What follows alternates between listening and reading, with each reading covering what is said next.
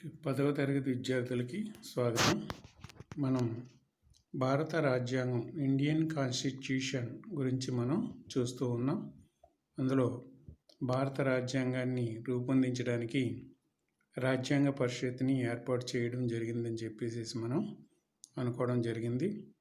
అదేవిధంగా దానికి సభ్యుల్ని ఎన్నుకునే విధానం, ఎంతమంది సభ్యులు ఉన్నారు అనేటువంటి విషయాల్ని, అదేవిధంగా మరి టైప్స్ ఆఫ్ గవర్నమెంట్స్లో మనం ప్రెసిడెన్షియల్ టైప్ ఆఫ్ డెమోక్రసీ గురించి, పార్లమెంటరీ టైప్ ఆఫ్ డెమోక్రసీ గురించి మనం చూసాం. అంటే అమెరికా ప్రెసిడెంట్కి ఇండియన్ ప్రెసిడెంట్కి మధ్య ఉన్నటువంటి డిఫరెన్సెస్ని మనం చూడడం అనేటువంటిది జరిగింది. తర్వాత మరి యూనిటరీ గవర్నమెంట్ అంటే ఏకకేంద్ర రాజ్యం యొక్క లక్షణాలను కూడా మనం పరిశీలించడం అనేటువంటిది జరిగింది. తర్వాత మనం ఫీచర్స్ ఆఫ్ ఫెడరల్ సిస్టమ్, సమాఖ్య విధానం గురించి, ఫెడరల్ సిస్టమ్ గురించి మనం ఈరోజు చూద్దాం. యూనిటరీ గవర్నమెంట్ అంటే ఏకకేంద్ర పాలన అంటారు. అంటే ఎక్కువ అధికారాలు కేంద్ర ప్రభుత్వం చేతిలోనే ఉంటాయి, రాష్ట్ర ప్రభుత్వాలు నామమాత్రంగా ఉంటాయి. మరి ఫీచర్స్ ఆఫ్ ఫెడరల్ సిస్టంలో ఏంటంటే కొన్ని అధికారాలు ఏమో కేంద్ర ప్రభుత్వం దగ్గర ఉంటాయి, మరికొన్ని అధికారాలు ఏమో రాష్ట్ర ప్రభుత్వాలు అంటే స్టేట్ గవర్నమెంట్ దగ్గర కొన్ని పవర్స్, సెంట్రల్ గవర్నమెంట్ దగ్గర మరికొన్ని పవర్స్, అధికారాలు ఉండడం అనేటువంటిది జరుగుతుందన్నమాట. There is a union government in central level and state government in state level. ఈ ఫీచర్స్ ఫెడరల్ సిస్టంలో ఏమవుతుందంటే, సమాఖ్య విధానంలో ఏమవుతుందంటే రెండు ప్రభుత్వాలు ఉంటాయి. అంటే సెంట్రల్లో సెంట్రల్ గవర్నమెంట్ ఉంటుంది, స్టేట్లో స్టేట్ గవర్నమెంట్ ఉంటుంది అన్నమాట. సెంట్రల్ గవర్నమెంట్ మొత్తం దేశాన్ని అంతటిని పరిపాలించడం అనేటువంటిది జరుగుతుంది. స్టేట్ గవర్నమెంట్ ఏమో కేవలం ఆ రాష్ట్రం వరకే పరిపాలన నిర్వహించడం అనేటువంటిది జరుగుతుంది. మీ అందరికీ తెలుసు, మనకి సెంట్రల్ గవర్నమెంట్ ప్రధానమంత్రి నరేంద్ర మోడీ నాయకత్వంలో ఈ సెంట్రల్ గవర్నమెంట్ అనేటువంటిది ఏర్పడడం జరిగింది. దేశాన్ని మొత్తంలో అన్ని రాష్ట్రాలు, కేంద్రపాలిత ప్రాంతాలకు సంబంధించినటువంటి ప్రభుత్వం అది. నెక్స్ట్ ఏ రాష్ట్రానికి ఆ రాష్ట్రంలో స్టేట్ గవర్నమెంట్ ఉంటుంది. మన రాష్ట్రంలో జగన్మోహన్ రెడ్డి గారి నాయకత్వంలో ప్రస్తుతం స్టేట్ గవర్నమెంట్ నడుస్తూ ఉంది. వైఎస్ఆర్సీపీ రాష్ట్రంలో విజయం సాధించడం అనేటువంటిది జరిగింది.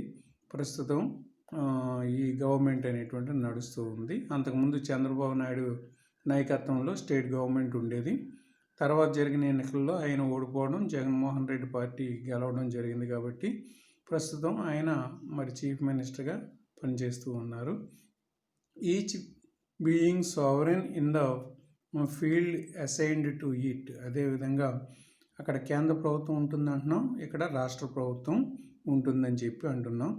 అక్కడ కేంద్ర ప్రభుత్వానికి దానికి ఉండే అధికారాలు, దానికి ఉండే డ్యూటీస్ అంటే రెండు దానికి ఉంటాయి. అలాగే స్టేట్ గవర్నమెంట్కి ఉండేటటువంటి అధికారాలు, స్టేట్ గవర్నమెంట్కి ఉండేటటువంటి డ్యూటీస్ దీనికి వేరేగా ఉంటాయన్నమాట. అంటే రాజ్యాంగంలోనే చెప్పడం జరిగింది సెంట్రల్ గవర్నమెంట్ డ్యూటీస్ ఏంటి, స్టేట్ గవర్నమెంట్ యొక్క డ్యూటీస్ ఏంటి, అదేవిధంగా సెంట్రల్ గవర్నమెంట్ యొక్క పవర్స్ ఏంటి, స్టేట్ గవర్నమెంట్ యొక్క పవర్స్ ఏంటి అనేటువంటిది మనకి కాన్స్టిట్యూషన్లోనే చెప్పడం అనేటువంటిది జరిగింది. కాబట్టి ఈ రెండింటి యొక్క ఈ పవర్ విషయంలో మరి విభేదాలు అనేటువంటివి రావడం అనేటువంటిది తక్కువగానే జరగడం అనేటువంటిది జరుగుతుంది. కొన్ని విషయాల్లో ఉన్నప్పటికీ కూడా చాలా తక్కువ మొత్తంలోనే సెంట్రల్ గవర్నమెంట్ తన పరిధిలో తను పనిచేసుకుంటూ వెళ్ళిపోతుంది. తర్వాత స్టేట్ గవర్నమెంట్ తన పరిధిలో తాను పనిచేసుకుంటూ వెళ్ళిపోవడం అనేటువంటిది జరుగుతుందన్నమాట. The main features of the India, the main federal features of the India.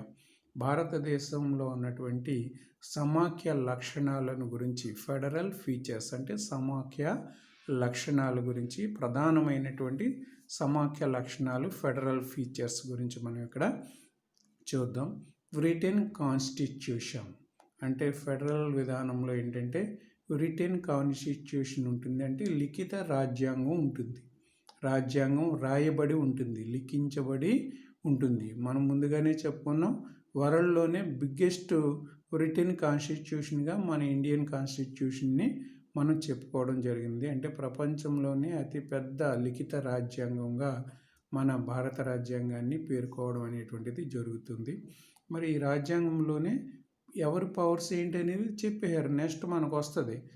మనం ఇదే పాఠంలో నెక్స్ట్ స్లైడ్స్లో మనం నేర్చుకుంటాం. అంటే కేంద్ర ప్రభుత్వం వీటి మీద చట్టాలు చేయాలి, రాష్ట్ర ప్రభుత్వం వీటి మీద చట్టాలు చేయాలి. అంటే చట్టం చేయడం అంటే ఏంటి? పవరు. ఆ కేంద్ర ప్రభుత్వం చట్టాలు చేసే పవర్ ఏ అంశాల మీద కేంద్ర ప్రభుత్వానికి ఉంది, అలాగే ఏ అంశాల మీద చట్టాలు చేసే పవర్ రాష్ట్ర ప్రభుత్వానికి ఉంది అనేటువంటిది ఇదే పాఠంలో మనం నెక్స్ట్ స్లైడ్స్లో చూసుకుందాం. ఎందుకంటే ఆ రిటర్న్ కాన్స్టిట్యూషన్ లేకపోతే ఆ పవర్ నాదని కేంద్ర ప్రభుత్వం ఉంటుంది, లేదు ఆ పవర్ నాదే అని రాష్ట్ర ప్రభుత్వం ఉంటుంది. ఈ గొడవ ఏమీ లేకుండా ఏం చేశారు? రాసేసారు. సెంట్రల్ గవర్నమెంట్ యొక్క పవర్స్ ఏంటి, స్టేట్ గవర్నమెంట్ యొక్క పవర్స్ ఏంటి అనేటువంటిది మనకి కాన్స్టిట్యూషన్లోనే మరి డ్రాఫ్ట్ చేయడం జరిగింది, లిఖించడం అనేటువంటిది జరిగిందనమాట. Next supremacy of the constitution. అదేవిధంగా ఫెడరల్ విధానంలో ఏంటంటే మరి రాజ్యాంగమే అత్యున్నతం. సుప్రమసీ ఆఫ్ ద కాన్స్టిట్యూషన్ అంటే రాజ్యాంగాన్ని కాదని ఏ ముఖ్యమంత్రి కానీ ఏ ప్రధానమంత్రి కానీ పరిపాలన సాగించలేరు. ఒకవేళ రాజ్యాంగానికి వ్యతిరేకంగా ఆ ప్రధాని కానీ ముఖ్యమంత్రి కానీ పరిపాలిస్తున్నట్లు కోర్టులు నిర్ధారిస్తే మరి ఆ ప్రభుత్వాల్ని రద్దు చేసే అవకాశం అనేటువంటిది ఉండడం అనేటువంటిది జరిగింది. అంటే ప్రభుత్వానికంటే రాజ్యాంగానికే సుపీరియారిటీ అనేటువంటిది భారతదేశంలో ఇవ్వడం జరిగింది. ఎందుకంటే రాజ్యాంగాన్ని ప్రజలు ఎన్నుకున్న నాయకుడే అయినప్పటికీ కూడా మన సీఎం కానీ మన చీఫ్ మినిస్టర్ గారు కానీ ప్రైమ్ మినిస్టర్ గారు కానీ ఎవరైనా సరే ప్రజల చేత ఎన్నుకోబడ్డ వాళ్ళే అయినప్పటికీ కూడా ఇష్టారాజ్యంగా మేము పరిపాలిస్తాము అంటే అక్కడ కాన్స్టిట్యూషన్ చూస్తూ ఊరుకోదనమాట. ఆ కాన్స్టిట్యూషన్లో ఎలా పరిపాలించమన్నారో, నీకు ఏ పవర్స్ మాత్రమైతే ఇచ్చారో ఆ పవర్స్ని ఉపయోగించుకుని అలాగ పరిపాలించాలి అంతే తప్పించి నాకు ప్రజలు అధికారం ఇచ్చేసారు, నేను ఇష్టారాజ్యంగా నేను పరిపాలించుకుంటానంటే మాత్రం కుదరదనమాట. ఆ విధంగా సుప్రమసీ ఆఫ్ ద కాన్స్టిట్యూషన్కే మరి అత్యున్నత అధికారాన్ని ఇవ్వడం అనేటువంటిది జరిగింది. రిజిడ్ కాన్స్టిట్యూషన్ అదేవిధంగా మరి రాజ్యాంగాన్ని ఎప్పుడు పడితే అప్పుడు ఎలా పడితే అలా మార్చేయడానికి వీలు లేదు. రాజ్యాంగాన్ని మార్చుకోవచ్చు, కానీ అంత ఈజీ కాదు. రాజ్యాంగాన్ని మార్చడం అంత ఈజీ కాదనమాట. అవి కూడా 3 స్టెప్స్లో ఇచ్చారు. రాజ్యాంగాన్ని మార్చుకోవడం కూడా 3 స్టెప్స్లో ఇచ్చారు. అంటే ఒక స్టెప్లో ఏంటి, ఈజీగానే మార్చేసుకోవచ్చు. అంటే 1/2 మెజారిటీ పార్లమెంట్లో 1/2 మెజారిటీ వస్తే చాలు మరి రాజ్యాంగాన్ని సవరణ అనేటువంటిది చేయవచ్చు.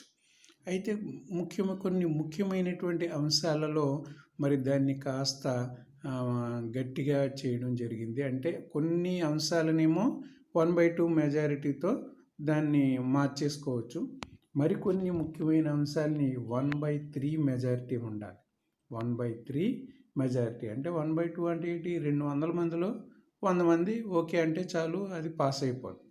కానీ సెకండ్ స్టేజ్ ఏంటి, 1/3 అంటే 300 మందిలో మనకి 1/3 అంటే 400 మంది ఉన్నారనుకోండి, అందులో తప్పనిసరిగా 300 మంది ఓకే అనాలి. 300 మంది ఓకే అంటేనే అది ముందుకు వెళ్ళడం అనేటువంటిది జరుగుతుంది. అంటే 1/3 అంటే నలుగురిలోనూ ముగ్గురు ఆమోదించాలి. 100 దాకా వెళ్లకుండా మామూలుగా చూసుకుంటే మనకు అర్థమవుతుంది. 1/2 మెజారిటీ అంటే ఏంటి, ముగ్గురులోనూ ఇద్దరు ఆమోదించాలి. 1/3 మెజారిటీ అంటే నలుగురిలోనూ ముగ్గురు ఆమోదిస్తేనే అది పాస్ అవుతుంది, లేకపోతే అవ్వదు. ఇంకా చాలా క్లిష్టమైనటువంటి అంశం ఉంది. అది ఏంటంటే ఇంకా చాలా ముఖ్యమైనటువంటి విషయాల్ని ఇలానే మార్చాలి. 1/3 మెజారిటీతో పాటు దేశంలో ఉన్న సగం రాష్ట్రాలు అంగీకరించాలి. 1/3 మెజారిటీ రావాలి పార్లమెంట్లో, అంటే లోక్సభ అండ్ రాజ్యసభ రెండింటిలో కూడా 1/3 మెజారిటీ రావాలి. ప్లస్ దేశంలో ఉన్నటువంటి 29 రాష్ట్రాల్లో ఉన్నటువంటి గవర్నమెంట్స్లో సగానికి పైగా గవర్నమెంట్స్ దానికి ఆ అంగీకారం తెలియచేయాలి. అప్పుడు మాత్రమే వాటిని మార్చగలుగుతాం అన్నమాట. ఈ విధంగా రిజిడ్ కాన్స్టిట్యూషన్ అంటే రాజ్యాంగాన్ని ఇష్టారాజ్యంగా మార్చేయడానికి వీలు లేకుండా కాస్త క్లిష్టమైన విధానాలనే పాటించడం జరిగింది. డివిజన్ ఆఫ్ పవర్స్ అంటే అధికార వికేంద్రీకరణ. డివిజన్ ఆఫ్ పవర్స్ అంటే అధికారాలు అంటే కేంద్ర ప్రభుత్వానికి ఉండే అధికారాలు కేంద్ర ప్రభుత్వానికి ఉంటాయి, రాష్ట్ర ప్రభుత్వానికి ఉండే అధికారాలు రాష్ట్ర ప్రభుత్వానికి ఉంటాయి, మరి జిల్లా పరిషత్కు ఉండే అధికారాలు జిల్లా పరిషత్కు ఉంటాయి, మండల పరిషత్కు ఉండే అధికారాలు మండల పరిషత్కు ఉంటాయి, గ్రామ పంచాయతీకి ఉండే అధికారాలు గ్రామ పంచాయతీకి ఉంటాయి అన్నమాట. ఆ విధంగా ఎవరి అధికారాలు ఏంటి అనేది మనకి రాజ్యాంగంలోనే పేర్కొనడం అనేటువంటిది జరిగింది. ఆ విధంగా పవర్స్ని డిస్ట్రిబ్యూట్ చేశారంటే ఒకే సెంట్రల్ గవర్నమెంట్ చేతిలోనే మొత్తం పవర్స్ అన్నీ పెట్టేయలేదు. మొత్తం పవర్స్ అన్నీ కూడా సెంట్రల్ గవర్నమెంట్ చేతిలోనే పెట్టేయకుండా సెంట్రల్ గవర్నమెంట్కి కొన్ని ఎక్కువ పవర్లు ఇచ్చారు. కాకపోతే సెంట్రల్ గవర్నమెంట్ చేతిలో కొన్ని, స్టేట్ గవర్నమెంట్ చేతిలో కొన్ని పెట్టడం అనేటువంటిది జరిగిందనమాట. అయితే జిల్లా పరిషత్తులు అటువంటివి కేవలం పరిపాలనా సంబంధమైనవి చేసుకుంటాయే కానీ శాసనాలు చేయలేవు. కేవలం సెంట్రల్ గవర్నమెంట్ శాసనం చేయగలుగుతుంది, స్టేట్ గవర్నమెంట్లు శాసనాలు చేయగలుగుతాయి. ఇంకా లోకల్ బాడీస్కి శాసనాలు చేసే అవకాశం అనేటువంటిది ఉండదన్నమాట. వాళ్ళు ఆయా ప్రాంతాలకు సంబంధించిన సమస్యలకు సంబంధించి పరిష్కారం చూసుకుంటారే కానీ మరి చట్టాలు చేసే అధికారం వారికి ఉండదు. తర్వాత ఇండిపెండెంట్ జ్యుడిషియరీ అంటే స్వతంత్ర న్యాయ వ్యవస్థ. స్వతంత్ర న్యాయ వ్యవస్థ అంటే భారతదేశంలో ఉన్నటువంటి కోర్టులు, ఈ కోర్ట్స్ ఉన్నాయి చూడండి, మనకి సక్రమమైనటువంటి న్యాయాన్ని అందించడం కోసం మరి ఈ న్యాయ వ్యవస్థని స్వతంత్రంగా ఏర్పాటు చేయడం జరిగింది. ఎందుకంటే ఈ కోర్టులో ఉన్నటువంటి న్యాయమూర్తుల్ని మరి అందరినీ కూడా న్యాయమూర్తులే ఎన్నుకోవడం జరుగుతుంది. అంటే సుప్రీంకోర్టు న్యాయమూర్తుల్ని రాష్ట్రపతి నియమించినప్పటికీ కూడా రాష్ట్రపతి నియమిస్తాడు. అయినప్పటికీ కూడా ఈ సుప్రీంకోర్టు న్యాయమూర్తులందరూ కలిపి ఎవరిని సూచించడం జరుగుతుందో వాళ్ళనే రాష్ట్రపతి నియమించడం జరుగుతుంది. అంతేగాని తనకు నచ్చినోడిని రాష్ట్రపతి తీసుకెళ్ళి సుప్రీంకోర్టు జడ్జిగా పెట్టేసే అవకాశం లేదు. అదేవిధంగా సుప్రీంకోర్టులో ఉన్న జడ్జీలందరూ కలిసి తమలో ఉన్న సీనియర్ జడ్జిని సుప్రీంకోర్టు జడ్జిగా వాళ్ళు మరి రాష్ట్రపతికి రెఫర్ చేస్తారు, ఆయన నియమిస్తాడు. అలాగే రాష్ట్రంలో హైకోర్టులో ఉన్నటువంటి జడ్జెస్లో సీనియర్ జడ్జిని మరి ప్రధానమైనటువంటి జడ్జిగా ముఖ్య న్యాయమూర్తిగా మరి రాష్ట్రంలో ఉన్నటువంటి గవర్నర్ నియమించడం అనేటువంటిది జరుగుతుందన్నమాట. ఆ విధంగా ఇండిపెండెంట్ జ్యుడిషియరీ వారి యొక్క జీతాలు కూడా ప్రత్యేకమైన నిధి ఉంటుంది, ఆ కంటింజెంట్ నిధి ఉంటుందన్నమాట. ఆ నిధి నుంచి ఇవ్వడం జరుగుతుంది. ఎందుకంటే వాళ్ళకి జీతాలు ప్రభుత్వాలు ఇస్తే అప్పుడు ప్రభుత్వాలకి అనుకూలంగా వాళ్ళు తీర్పులు చెప్పవలసి వస్తుంది. తీర్పు చెప్పకపోతే జీతం ఆపేస్తారేమో అని భయం ఉంటుంది. లేకపోతే వాళ్ళని పదవి నుంచి తొలగించాలన్నా సరే రాజ్యాంగంలో మరి 1/3 మెజారిటీ అనేటువంటిది రావాలి. ఏదైనా ఒక జడ్జిని నియమించిన తర్వాత తీసేయడం అంత ఈజీ కాదు, చాలా చాలా కష్టం అన్నమాట. ఆ విధంగా అంటే ఒకవేళ గవర్నమెంట్కి ఆ జడ్జిని తీసేసే అధికారం ఇచ్చామనుకోండి, ఇంకేం చేస్తాడు ఆ జడ్జి? గవర్నమెంట్ ఎప్పుడు తన పదవి నుంచి తీసేద్దామో ఎందుకు వచ్చిందిరా బాబు అని చెప్పి గవర్నమెంట్ ఏ తీర్పు ఇవ్వమంటే ఆ తీర్పు ఇస్తూ కూర్చుంటాడు. మరి ఇప్పుడు ఆ సిస్టమ్ లేదు ఇండియాలో. ఎందుకంటే గవర్నమెంట్ తీయలేదు, ఏ జడ్జిని కూడా తీయలేదు. తీసే విధానం ఉంది కానీ చాలా క్లిష్టమైన విధానం. 1/3 మెజారిటీ రావాలి. 1/3 ప్రతి నలుగురిలోనూ, పార్లమెంట్ సభ్యులు నలుగురిలోనూ 3 అంగీకరించాలి. అది సాధ్యమయ్యే పనే కాదనమాట. ఆ విధంగా ఇండిపెండెంట్ జ్యుడిషియరీ స్వతంత్ర న్యాయ వ్యవస్థని ఏర్పాటు చేయడం అనేటువంటిది జరిగిందనమాట. బైకామరల్ లెజిస్లేచర్ అనేటువంటిది ఏర్పాటు చేయడం జరిగింది. అదేవిధంగా మనకి లెజిస్లేచర్ అంటే సెంట్రల్ గవర్నమెంట్లో పార్లమెంట్ చెప్పుకుంటాం. అందులో లోక్సభ అండ్ రాజ్యసభ 2 ఉంటాయి, ప్లస్ రాష్ట్రపతి కూడా, 3 కలిపితేనే మనకి పార్లమెంట్ అవుతుంది. అక్కడ లోక్సభ మెంబర్స్ 545 ఉంటారు, వీళ్ళందరూ ప్రజల చేత ఎన్నుకోబడతారు. రాజ్యసభలో మెంబర్స్ 250 మెంబర్స్ ఉంటారు, వీళ్ళందరూ పరోక్షంగా ఎన్నుకోబడతారు, ప్రజల చేత కాకుండా పరోక్షంగా ఎన్నుకోబడతారు. ఎందుకని రాజ్యసభను ఏమంటారంటే పెద్దల సభ అంటారు. అంటే కాస్త ఏజ్ ఉన్నటువంటి వాళ్ళు, కాస్త పెద్దలు ఈ సభకి ఎన్నికవడం అనేటువంటిది జరుగుతుందన్నమాట. ఈ లోక్సభకి ఎవరైనా సరే పోటీ చేసి గెలవాల్సిందే. కానీ రాజ్యసభకి అలా కాదు. ఈ ఎమ్మెల్యేలు, ఎంపీలు కలిసి వాళ్ళని ఎన్నుకోవడం అనేటువంటిది రాజ్యసభ సభ్యుల్ని. ఎమ్మెల్యేలు మాత్రమే, ఎంపీలు కాదు. ఎమ్మెల్యేలు మాత్రమే, ఆయా రాష్ట్రాల్లో ఉన్నటువంటి ఎమ్మెల్యేలు ఆ రాజ్యసభ సభ్యుల్ని ఎన్నుకోవడం అనేటువంటిది జరుగుతుందన్నమాట.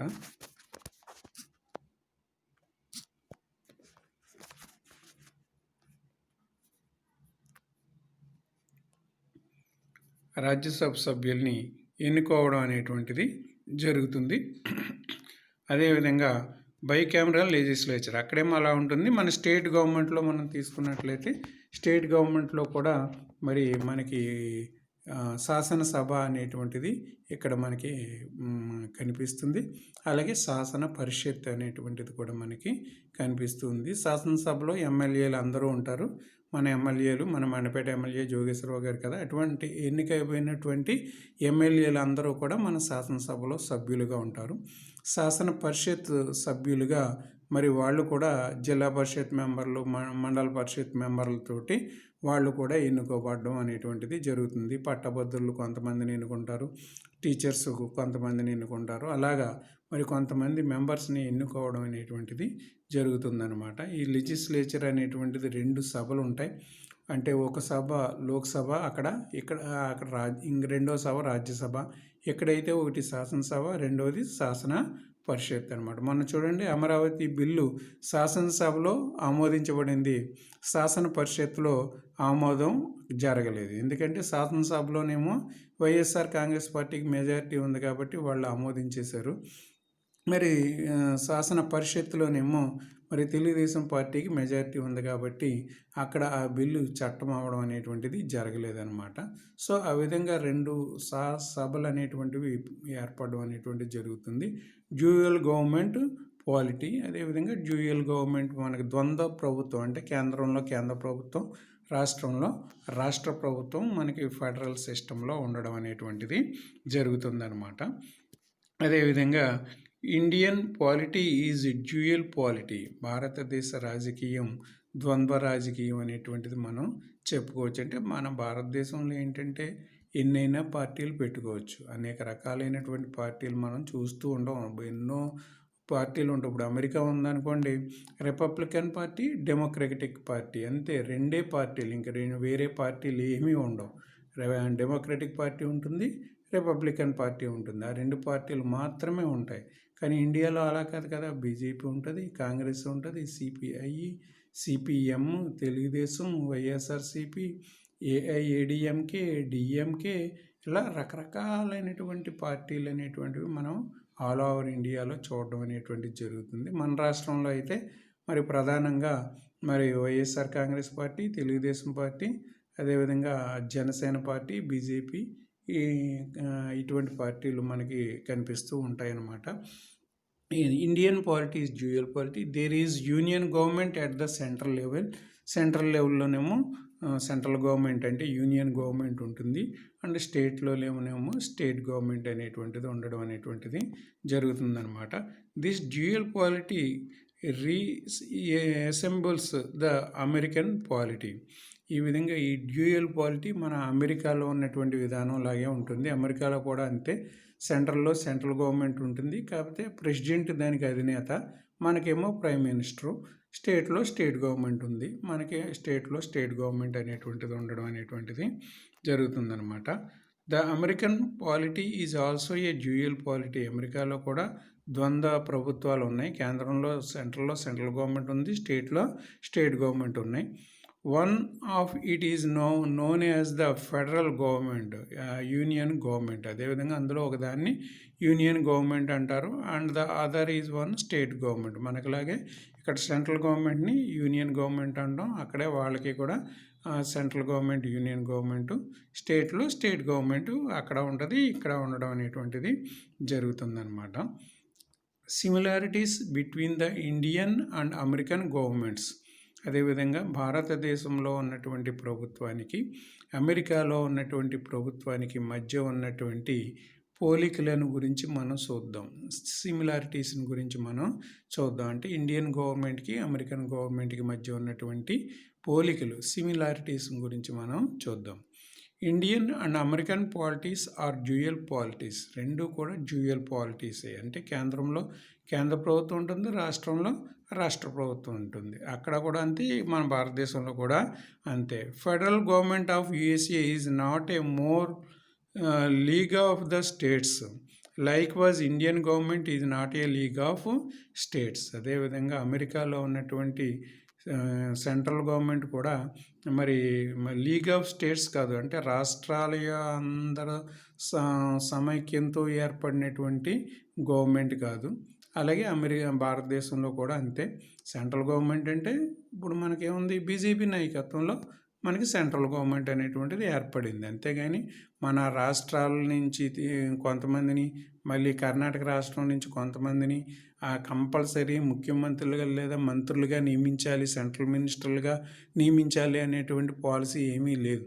అక్కడ ప్రైమ్ మినిస్టర్ ఇష్టం, ఎవరినైనా మంత్రులుగా అయినా నియమించుకోవచ్చు. ఇక్కడ స్టేట్లో చీఫ్ మినిస్టర్ ఇష్టం, ఎవరినైనా తన మంత్రులుగా అయినా నియమించుకోవచ్చు. అక్కడ అమెరికాలోనూ అంతే, ఇక్కడ కూడా అంతే అన్నమాట. A federation being a dual polity is bound to produce diversity in laws, in administration and in judicial protection. అదేవిధంగా ఇక్కడ డ్యూయల్ పాలిటీలో మనకి ఏంటంటే డైవర్సిటీ ఉంటుంది, అంటే చట్టాలలో తేడాలు అనేటువంటివి ఉంటాయన్నమాట. అప్పుడు చట్టాలలో తేడాలు అంటే ఇప్పుడు స్టేట్ గవర్నమెంట్లకి కొన్ని పవర్స్ ఇచ్చారని చెప్పి అనుకున్నాం కదా. కొన్ని అంశాల మీద స్టేట్ గవర్నమెంట్ చట్టం చేస్తుంది అని చెప్పి మనం అనుకున్నాం కదా. నెక్స్ట్ చూస్తాం అవి. ఆ అంశం మీద ఏంటంటే ఇప్పుడు స్టేట్ గవర్నమెంట్ చేసిన చట్టాలు, అంటే సెంట్రల్ గవర్నమెంట్ చేసిన చట్టం అయితే దేశం అంతా ఒకే విధంగా అమల్లోకి వస్తుంది, అది ప్రాబ్లం లేదు. దేశంలో 29 రాష్ట్రాలు కేంద్రపాలిత ప్రాంతాల్లోనూ సెంట్రల్ గవర్నమెంట్ చేసిన చట్టం ఒకే విధంగా అమలు అవుతుంది. కానీ స్టేట్ గవర్నమెంట్ చేసుకునే చట్టాలలో ఒక స్టేట్కి మరొక స్టేట్కి డిఫరెన్స్ అనేటువంటిది ఉండడం అనేటువంటిది జరుగుతుందన్నమాట. అంటే ముఖ్యంగా ట్యాక్సెస్కి సంబంధించి ఆయా రాష్ట్ర ప్రభుత్వాలు రకరకాల చట్టాలు ఉంటాయి. అంటే ఒక చట్టం ఒక స్టేట్లో కొద్దిగా ఎక్కువ పన్నులు ఉంటాయి, మరికొన్ని స్టేట్లో కొద్దిగా తక్కువ పన్నులు అనేటువంటివి ఉండడం అనేటువంటిది జరుగుతుంది. అంటే ఆ స్టేట్ గవర్నమెంట్లు నిర్ణయించుకుంటాయి ఎంతెంత ట్యాక్స్ కలెక్ట్ చేయాలి. అంటే సేల్స్ ట్యాక్స్ అంటాం కదా, అమ్మకం పన్ను అంటాం కదా. ఇప్పుడు అవన్నీ పోయి జిఎస్టీ అమల్లోకి వచ్చిందనుకోండి, ఈ పన్నుల్లో ఎంతెంత కలెక్ట్ చేసుకోవాలి అనేటువంటిది ఆ రాష్ట్ర ప్రభుత్వాల నిర్ణయాలని ఆధారపడి ఉంటుందన్నమాట. ఆ విధంగా డిఫరెన్స్ లాస్ అనేటువంటి such a state affairs not only weakens the state మరిపోయింది. ఓకే, రకరకాల లాస్ ఉంటాయి. అంటే మనకు చూడండి, యానంలో ప్రతిదీ చౌకగా దొరుకుతుంది. యానంలో పెట్రోలు మన ఆంధ్రప్రదేశ్లో పెట్రోల్ కంటే 5-6 రూపాయలు తక్కువ ఉంటుంది లీటరు, దగ్గర 10 రూపాయల వరకు తగ్గుతుంది. అంటే ఆంధ్రప్రదేశ్లో ఒక 80 రూపాయలు అనుకోండి పెట్రోల్ లీటరు, అదే యానంలో మనం వెళ్ళి కొట్టించుకుంటే 70 రూపాయలకే వస్తుంది. చుట్టుపక్కల యానం చుట్టుపక్కల ద్రాక్షారామం అటువైపు సైడ్ ఉన్న వాళ్ళందరూ యానం వెళ్ళి పెట్రోల్ కొట్టించుకుంటారు, ఎందుకంటే లీటర్కి 10 రూపాయలు తగ్గుతుంది కాబట్టి. ఆ దగ్గర యానం దగ్గర కాబట్టి వాళ్ళకి. మనం అయితే ఇక్కడి నుంచి అక్కడికి వెళ్తే ఇంకా ఎక్కువ ఖర్చు అవుతుంది మనకి పెట్రోల్కి. సో ఆ పక్కన ఉన్న వాళ్ళు మాత్రం అందరూ యానం వెళ్ళి యానంలో పెట్రోల్ వాళ్ళు కొట్టించుకోవడం అనేటువంటిది జరుగుతుంది. పెట్రోల్ అనే కాదు, అన్ని మందు తాగే వాళ్ళు ఉంటారు కదా, మందు బాబులు, వాళ్ళు కూడా యానం వెళ్ళి తెచ్చుకుంటారు. ఎందుకంటే యానంలో చాలా తక్కువ రేట్లు అనమాట మందు. అదే బ్రాందీ విస్కీ అంటారు కదా, అటువంటివి మన స్టేట్లో అయితే చాలా ఎక్కువ రేటు. సో అందుకని చాలామంది మందుబాబులు యానం వెళ్దాం పదరా అంటూ ఉంటారు అనమాట. ఆ విధంగా యానం స్టేట్ గవర్నమెంట్ అది మనకి మరి పాండిచేరిలోకి వస్తుంది కదా. యానం అనేటువంటిది మనకి పాండిచేరిలోకి వస్తుంది కాబట్టి పాండిచేరి గవర్నమెంట్ ట్యాక్సెస్ తక్కువగా నిర్ణయించుకుంది కాబట్టి ప్రతి వస్తువు యానంలో చౌకగానే ఉంటుంది. మన ఆంధ్రప్రదేశ్ కంటే కూడా ప్రతి వస్తువు కూడా యానంలో చౌకగానే ఉండడం అనేటువంటిది జరుగుతుందన్నమాట. చౌకగానే ఉండడం అనేటువంటిది జరుగుతుంది. ప్రతి వస్తువు కూడా మనకి యానంలో చౌకగా దొరకడం లభించడం అనేటువంటిది జరుగుతుంది.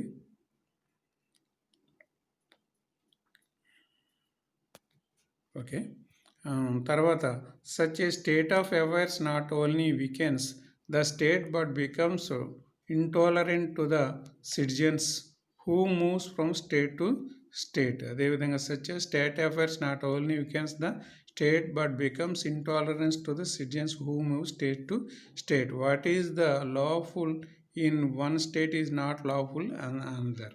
అదేవిధంగా ఒక రాష్ట్రంలో న్యాయమైనటువంటిది మరొక రాష్ట్రంలో న్యాయం కాకుండా పోవడం జరుగుతుంది. అంటే ఆ రాష్ట్రాల యొక్క చట్టాలను బట్టి, ఆ రాష్ట్రాల యొక్క వీటిని బట్టి మనకి అది ఉండడం అనేటువంటిది జరుగుతుందన్నమాట. సరే, ఇక్కడ మనం చూసినట్లయితే అంటే ఒక్కొక్క రాష్ట్రంలో న్యాయబద్ధం అవుతుంది, ఒక్కొక్క రాష్ట్రంలో న్యాయబద్ధం అవ్వదు. అంటే మన రాష్ట్రం ఉంది, బ్రాందీ విస్కీల మీద నిషేధం లేదు, అమ్ముకోవచ్చు. కానీ కొన్ని రాష్ట్రాలు ఏం చేసినాయి, మద్యపానాన్ని నిషేధించినాయి. ఆ మద్యపానాన్ని నిషేధించినటువంటి ఆ రాష్ట్రంలోకి వెళ్ళి మనకి మందు కావాలి, బ్రాందీ కావాలి, విస్కీ కావాలంటే దొరకదు. ఆ రాష్ట్రాల్లో ఆ బ్రాందీ విస్కీలు సేవించడం నేరం. అది ఆ రాష్ట్రంలో నేరం, మన రాష్ట్రంలో నేరం కాదు. ఎందుకంటే మన రాష్ట్రంలో గవర్నమెంట్ అనుమతి ఇచ్చింది, బ్రాందీ షాపులు పెట్టుకోవడానికి గవర్నమెంటే అనుమతి ఇచ్చింది. సో మన రాష్ట్రంలో బ్రాందీ తాగడం, విస్కీలు తాగడం, మందు సేవించడం నేరం కాదు. కానీ వేరే రాష్ట్రాల్లో, కొన్ని రాష్ట్రాల్లో ఏముంది, మద్యపాన నిషేధం అమల్లో ఉంది, మందు తాగకూడదు. అంటే ప్రభుత్వ అనుమతి లేకుండా. ప్రభుత్వ అనుమతి ఎవరికి ఇవ్వలేదు అనుకోండి, అంటే కొంతమంది పేషెంట్స్ ఉంటారు, మందు కంపల్సరీ తీసుకోవాల్సిన పేషెంట్లు ఉంటారు, రోగులు ఉంటారు. అటువంటి వాళ్ళకి గవర్నమెంట్ నుంచి అనుమతి తీసుకుని వాళ్ళు కొద్దిగా, అదైనా ఎక్కువ మొత్తంలో కాదు, కొద్దిగా తాగడానికి వాళ్ళకి పర్మిషన్ ఇవ్వడం అనేటువంటిది జరుగుతుంది. ఆ మందు తాగడం అనేది మన రాష్ట్రంలో నేరం కాదు. కానీ మరి వేరొక రాష్ట్రానికి వెళ్ళేటప్పటికి, సంపూర్ణ మద్య నిషేధం ఉన్న రాష్ట్రానికి వెళ్ళేటప్పటికి అది మరి తప్పు అవుతుందన్నమాట, అక్కడ మందు తాగడం. ఇలాగా కొన్ని లాస్ అనేటువంటిది ఒక రాష్ట్రానికి మరొక రాష్ట్రానికి డిఫరెంట్గా ఉండడం అనేటువంటిది జరుగుతుంది. India will have federation and at the same time will have uniformity in all basic matters which are essential to maintain the unity of the country. For the unity of the India, the means adopted by draft constitution are 3. అదేవిధంగా మన భారతదేశం మరి ద్వంద్వ ప్రభుత్వాలు ఉన్నప్పటికీ కూడా మన భారతదేశంలోనే ఏంటంటే డైవర్సిటీ ఎక్కువగా ఉంది. మీకు అందరికీ తెలుసు, మనందరిది ఒకే మతం కాదు, ఒకే కులం కాదు, ఒకే భాష కాదు, ఒకే ఆచారాలు వ్యవహారాలు కాదు. వేరు భాషలు, వేరు కులాలు, వేరు మతాలు, వేరు ఆచారాలు కలిగి ఉన్నాం. సో ఈ యూనిఫార్మిటీకి భంగం కలగకుండా ఉండడం కోసం కొన్ని ముఖ్యమైనటువంటి అంశాలని కేంద్ర ప్రభుత్వం యొక్క చేతిలోనే ఉంచడం అనేటువంటిది జరిగిందనమాట. అంటే యూనిఫార్మిటీ కోసం సింగిల్ జ్యుడిషియరీ, అందరికీ కూడా ఒకే న్యాయం, అందరికీ కూడా ఒకే న్యాయం. మన భారతదేశంలో డబ్బున్నవాడికి ఒక న్యాయం, పేదవాడికి ఒక న్యాయం లేదు.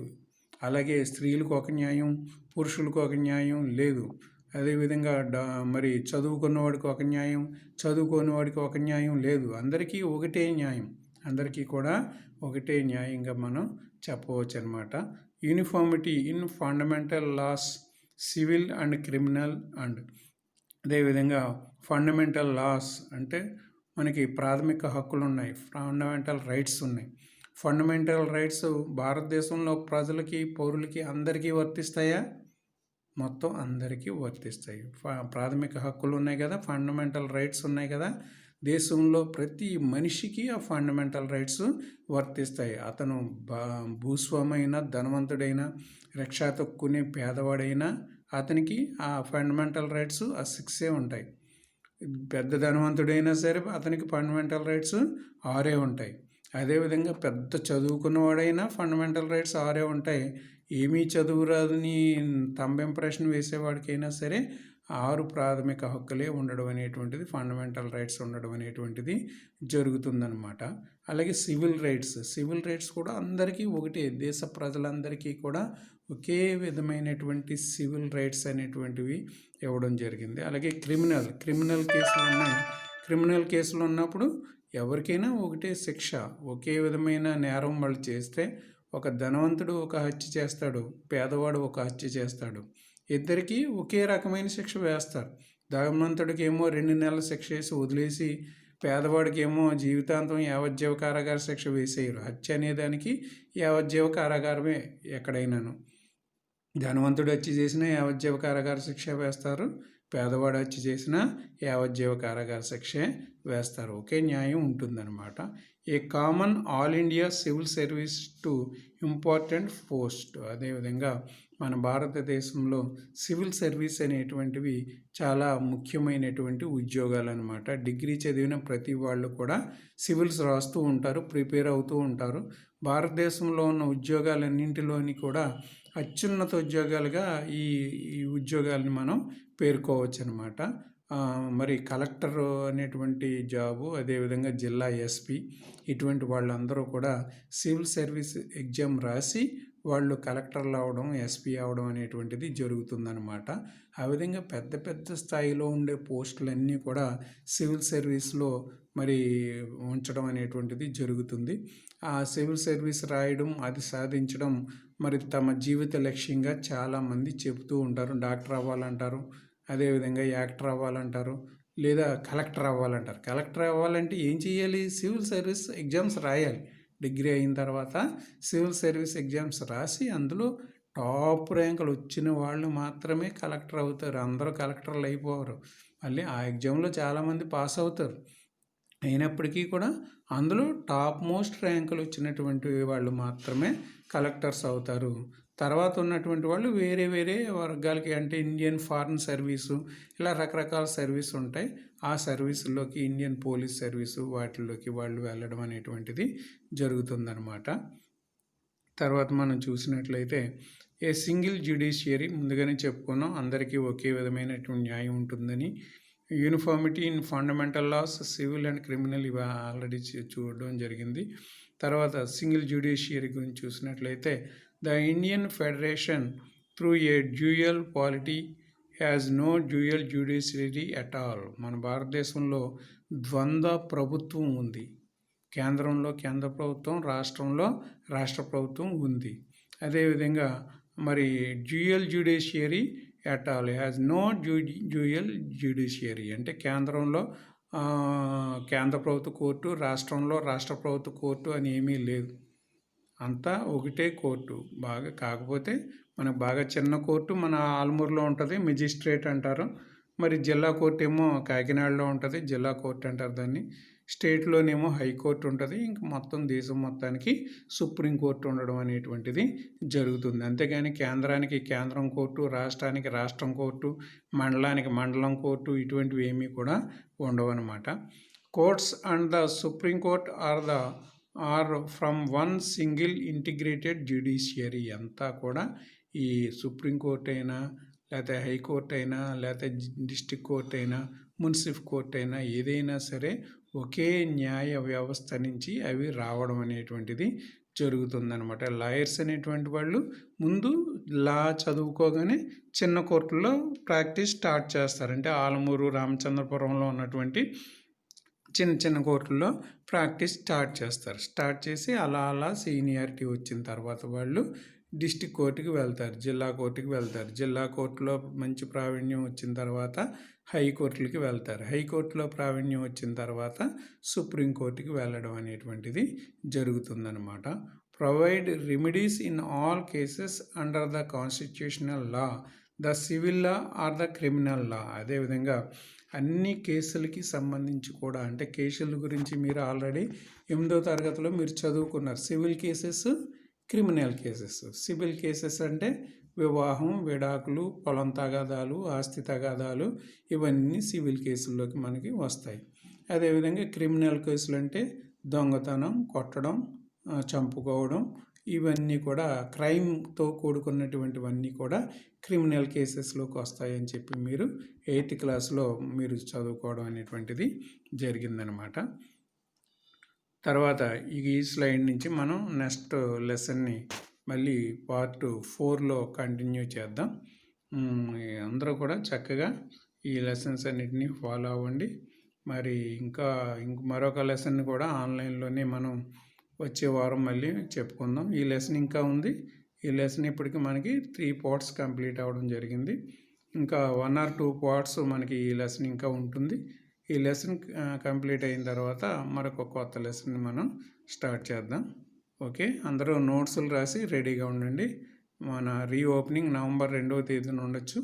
అప్పటిగా ఉండొచ్చు కాదు, ఇంచుమించుగా 100%, 99% నవంబర్ 2వ తేదీకి అందరూ స్కూల్కి రావడానికి నోట్సులు రాసి అందరూ కూడా రెడీగా ఉండండి. ఓకే, ఉంటాను. మళ్ళీ నెక్స్ట్ పార్ట్లో మళ్ళీ కలుసుకుందాం. Okay, bye.